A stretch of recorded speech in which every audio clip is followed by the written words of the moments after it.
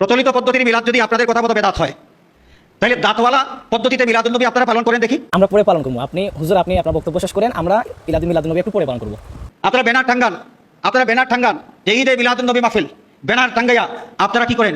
ঈদে মিলাদুন্নবী পালন করেন। এবং বেদাত মুক্ত ঈদে মিলাদুন্নবী কিভাবে পালন করতে হয় আমরাও দেখি, আপনাদের কাছ থেকে যদি শিখার থাকে আমরাও শিখবো। হুজুর আপনি মুরব্বী হুজুর, আমি অত্যন্ত একটা ছোট মানুষ, তার কথা আমি বলি। আপনি প্রথমত বলেন ঈদে মিলাদুন্নবী পালন মানে ঈদে মিলাদুন্নবী যে পালন করেন, মিলাদুন্নবী মানে কি? নবী করিম সাল্লাল্লাহু আলাইহি ওয়াসাল্লামের জন্ম সবাই জানে, এটা আপনি জানেন, আপনি জানেন, ছোট্ট একটা মানে বাচ্চাও জানে। তো ঈদের জন্মদিন পালন করা কি?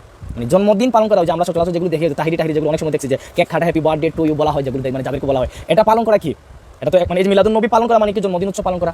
নবী করিম সাল্লাল্লাহু আলাইহি ওয়াসাল্লাম জন্ম হয়েছে, যে কারণে আমরা মানে এটা বোঝায় না যে আমরা দুঃখিত না, আমরা তো মানে কতটুকু খুশি সেটা তো বলে বোঝানো মানে সম্ভব না। নবী করিম সাল্লাল্লাহু আলাইহি ওয়াসাল্লাম জন্ম হয়েছে, নবী করিম সাল্লাল্লাহু আলাইহি ওয়াসাল্লাম জন্ম হয়েছে উপলক্ষে জন্মদিন পালন করবেন, মানে কেক কাটবেন, মানে এটা কি পালন, মানে এটা কি উচিত যে জন্মদিন পালন করা যাবে? এই মাসালাটা আপনি প্রথম।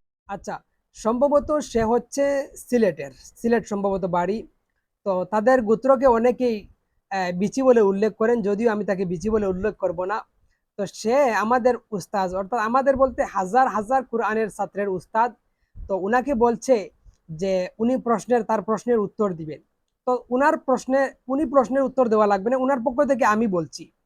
এবং আমি এটাও বলছি, যদি তোমার সৎ সাহস থাকে তাহলে তুমি আমার সাথে বসো এ বিষয় নিয়ে এবং আলোচনা করো। তুমি যদি তোমার সৎ সাহস থাকে, তো হুজুরের তো এত সময় নাই তোমার প্রশ্নের উত্তর দিবেন, আমি তোমার প্রশ্নের উত্তরগুলো দিব এবং তোমার মূর্খতা একটু প্রকাশ করবে ইনশাআল্লাহ।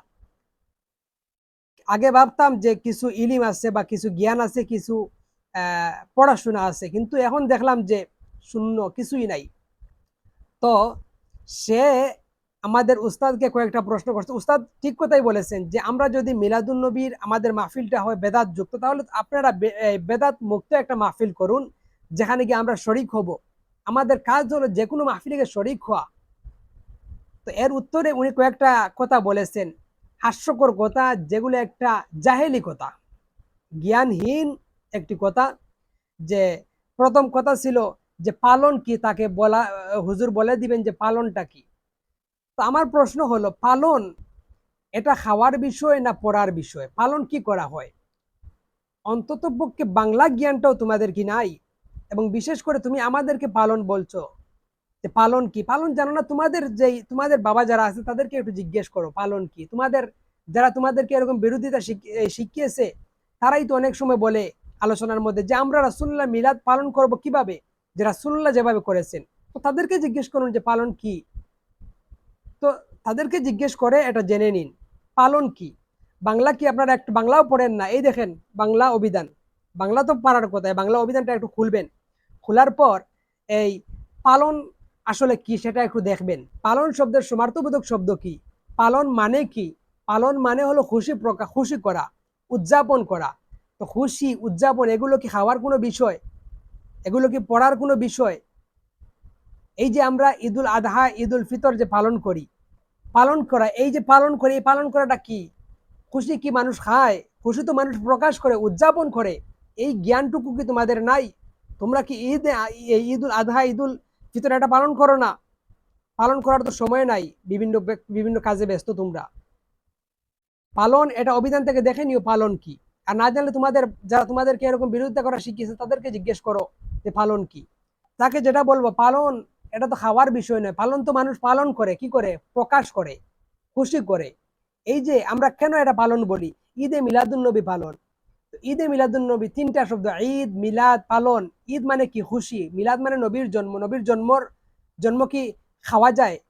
এটা কি খাওয়ার কোনো বিষয়? এটা কি পড়ার কোনো বিষয়? এটা কি এই মানার কোনো বিষয়? এটা তো হচ্ছে প্রকাশ করা, বলার বিষয়, এই কারোর সাথে আলোচনা করার বিষয়। রাসূলুল্লাহ নিজেই তো তার জন্ম নিয়ে আলোচনা করেছেন। এটা কি আপনাদের চোখে লাগে না? মাজমাউজ জাওয়াইদের মধ্যে ইমাম নুরউদ্দিন হাইসামি রাহমাতুল্লাহ এই হাসান সনদে হাদিসটা উল্লেখ করেছেন যে আয়েশা রাদিয়াল্লাহু তাআলা আনহা তিনি বলেছেন যে তাযাকারা মিলাদাহুমা, আবু বকর এবং রাসূলুল্লাহ উভয়জন তারা তাদের মিলাদ আলোচনা করেছেন। তো একটু পরে আপনাদেরকে বলবো, সে বলেছে যে মিলাদ তো এই সিরাতের ভিতর আছে। আরে কি বলবো, তাদেরকে বলার ভাষা নাই। মিলাদ তো হলো বলার বিষয়, সিরাত তো হলো মানার বিষয়। সে বলেছে যে ঈদে মিলাদুন্নবী পালন, ঈদে মিলাদুন্নবী পালন, ঈদে মিলাদুন্নবীর জন্মের খুশিটা কি মানুষ খায়? মানুষ কি এটা মাথায় দেয়? এটা তো মানুষ পালন করে, প্রকাশ করে, উদযাপন করে, এটাই তো হচ্ছে খুশি। জ্ঞান নাই তো, জ্ঞান থাকার কথা না। এরপর সে আমাদের উস্তাদকে আরেকটা প্রশ্ন করেছে যে জন্মদিন পালন করা কি জ্ঞান নাই? তো কোরআন হাদিস যদি খুলতো তাহলে তাদের জ্ঞান হতো। কোরআন হাদিস পড়ার তো সময় নাই, শুধু টিকটক আর এই যে ভিডিও বানানো নিয়ে ব্যস্ত। যদি কোরআন হাদিস পড়া হতো তাহলে এইরকম প্রশ্ন করা হতো না। জন্মদিন পালন করা সম্পর্কে আপনি আগে ফতোয়া দেন, তারপর এই ফতোয়ার আলোকে আমরা বলবো কি বেদাত বলবেন, হারাম বলবেন, নাজায়েজ বলবেন। যদি এগুলো বলেন, যদি এগুলো আপনাদের অন্তরের মধ্যে থাকে, তাহলে তো এই ফতোয়াটা রাসূলুল্লাহর বিরুদ্ধে চলে যাবে। রাসূলুল্লাহ তো জন্মদিন পালন করেছেন। হ্যাঁ, তুমি বলেছো আমরা কেক কাটি না, এই কেক কাটা ওই এগুলোর সঙ্গে আমাদের কোনো সম্পর্ক নাই। আমরা জন্মদিন কিভাবে পালন করবো, যেভাবে রাসূল সাল্লাল্লাহু আলাইহি সাল্লাম জন্মদিন পালনের একটা এই পদ্ধতি তৈরি করে গেছেন। তার মানে কি আমরা শুধু রোজা রাখবো? রোজা কেন রাখছেন তার উত্তর তো যদি প্রশ্ন করি তার উত্তরে আসে এটা হলো শুকরিয়া হিসেবে। শুকরিয়া হিসেবে যে কোনো কিছু দিয়েই এই পালন করা যায়। এই হিসেবে জন্মদিন পালন করা, যদি খুশি প্রকাশ করা, এরপর রোজা রাখা। বলবেন আমরা রোজা রাখি না, তোমাদের চোখে কি এগুলো পড়ে না? গত ওই যে 12ই রবিউল আউয়াল যেই দিন ছিল, আমাদের ফুলতলিতে শত শত ছাত্ররা এই 12ই রবিউল আউয়ালে রোজা রেখেছে এবং তারা এই মাগরিবের সময় ইফতার করেছে। এটাকে চোখে পড়ে না? আর জন্মদিন পালন করা হচ্ছে রাসূল সাল্লাল্লাহু আলাইহি ওয়াসাল্লামের সুন্নত। জন্মদিন পালন করা হচ্ছে সুন্নত, আল্লাহর রাসূলের সুন্নত। রাসূলুল্লাহ জন্মদিন পালন করেছেন, কি রাসূলুল্লাহকে ফতোয়া দিবেন? এটা দিতে তো আপনাদের কষ্ট হবে না, দিতে পারেন আপনারা। জন্মদিন পালন করা হচ্ছে সুন্নত, আল্লাহর রাসূল জন্মদিন পালন করেছেন। কিতাব বের করুন, এই আমার কাছে কিতাব আছে, এটা হচ্ছে মিরকাত।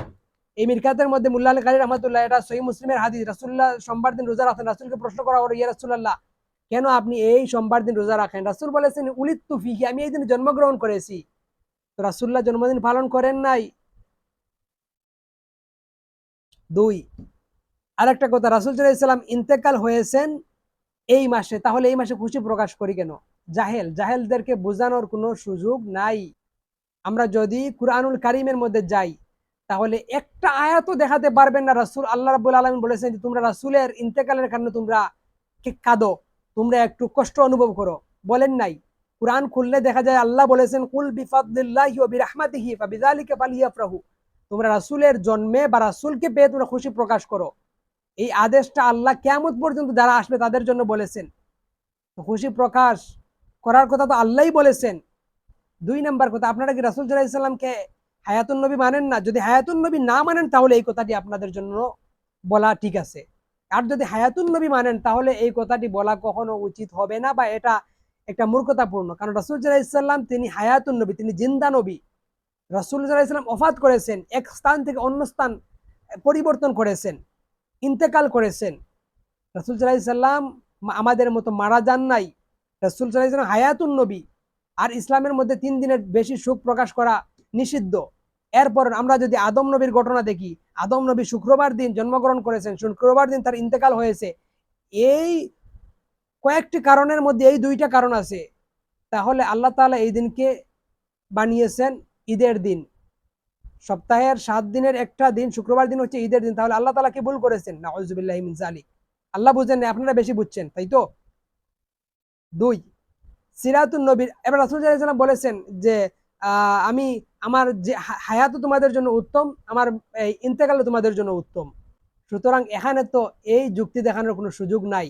আসুন এরপরের বিষয়, যে সে প্রশ্ন করেছে যে সিরাতের ভিতর মিলাদ, ওই যে আকল যখন, জ্ঞান যখন মানুষের হাঁটুর মধ্যে থাকে তখন তারা এই কথাগুলো বলতে পারে। যদি জ্ঞান থাকতো তাহলে এই কথাগুলো বলতো না। সিরাতের মধ্যে মিলাদ, আরে ভাই সিরাত কি আর মিলাদ কি এটাই তোমরা বুঝো না। মিলাদ এটা কি? মিলাদ মানে কি? আলোচনার বিষয়। যেমন রাসূলুল্লাহ আলোচনা করেছেন মিলাদাহুমা, হাদিস পড়েন, এই মাজমাউজ জাওয়াইদের মধ্যে হাদিস দেখেন।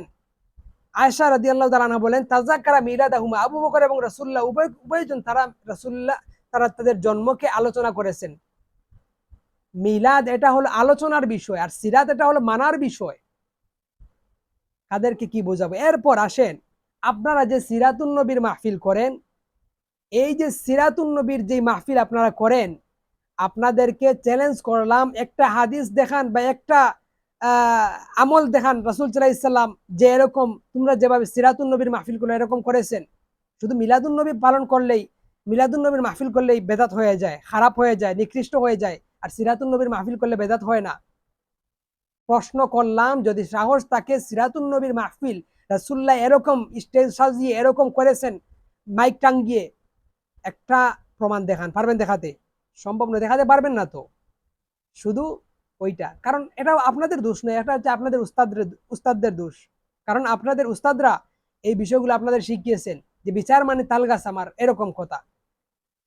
তো আপনি আমাদের উস্তাদকে বলেছিলেন যে এই কথাগুলো, যে এই উনি উত্তর দিবেন, উনার পক্ষ থেকে আমি উত্তর দিচ্ছি, এবং আমি একটু অ্যাডভান্স হয়ে আপনাকে বলছি যদি সাহস থাকে তাহলে আমার সাথে বসো এই বিষয়গুলো নিয়ে, যে মিলাদুন নবীর মাহফিল করা নাজাইজ, হারাম, মিলাদুন নবীর মাহফিল করা বেদাত, বেদাতে সাইয়্যা, এটা যদি প্রমাণ করেন, প্রমাণ করার জন্য বসতে চান তাহলে বসুন। তবে আমাদের শর্ত থাকবে, যেই উসুলগুলো দিয়ে আমাদের এগুলোকে তুমি এই এই খারাপ বলবে, এগুলোকে বেদাত বলবে, বেদাত বলে এগুলোকে বন্ধ করার চেষ্টা করবে, ওই উসুলগুলো দিয়ে তোমাদের মধ্যে যেই বেদাত আছে ওই বেদাতগুলো বন্ধ করতে হবে। এই কথার উপর তুমি এই কি বলেন, এই স্বাক্ষর করতে হবে যে হ্যাঁ, যদি এরকম এই সূত্রের আলোকে যদি আমাদের মধ্যে কোনো বেদাত থাকে আমরা এগুলো বন্ধ করব। এই কথার যদি পারেন তাহলে বলবেন, বসবেন না এবং বলবেনও না। কারণ এরকম হাজার শত শত শত বেদাত আপনাদের মধ্যে আছে, আপনারা বেদাতের ফ্যাক্টরি নিয়ে বসে থাকেন, আর আমাদের দিকে শুধু বেদাতের ফতোয়া। মিলাদুন নবী পালন করলে বেদাত, তাই তো? আল্লাহ তাআলা আমাদেরকে এরকম জাহেলদের এই এই এই আক্রমণ থেকে আমাদেরকে হেফাজত করুন। আমিন। আসসালামু আলাইকুম ওয়া রাহমাতুল্লাহি ওয়া বারাকাতুহু।